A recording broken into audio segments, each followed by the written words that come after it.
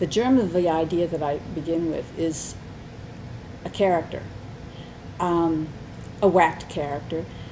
I've had an erotomaniac who stalked someone, and we have to go all the way through the book to find out that she's completely unreliable.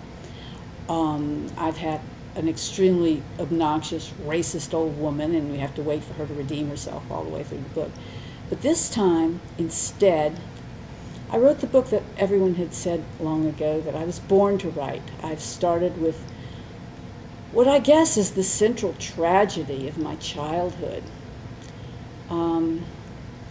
My father carried with him all the years that he was alive what you'd call survivor guilt. He was an escapee from Nazi Germany, and he had to leave at the age of 23 without his mother. The Nazis had invaded Poland, and it was the last possible time to leave, and he had to tell his mother goodbye. She wouldn't leave, she wouldn't go with him, and he escaped at the last possible second, and for the rest of his life he was tormented by his guilt. So that colored the atmosphere of my childhood home. And to top that off, he was living in an environment that was probably just as filled with prejudice and pain for him as living in Nazi Germany was. He came to New Orleans, and he moved into what was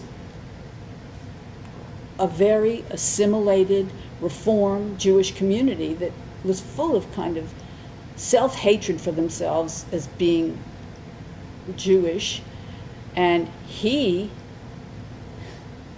was way too Jewish. But she does have a great relationship with her father. Is that true of you? That was true of me. I was my father's special kid. And that is one of the reasons why this is the book I was born to write, because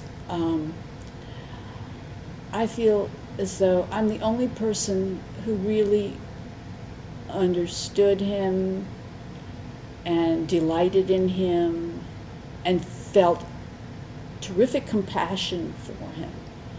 And I want to vindicate him with this book.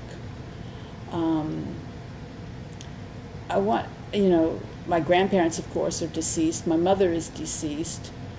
But there are a lot of people alive who knew him. And although it doesn't really matter, it's for posterity, for his image to have been kind of burnished a little better. To tell his story right, to make it understood how badly he was treated in this community and how wonderful a person he was.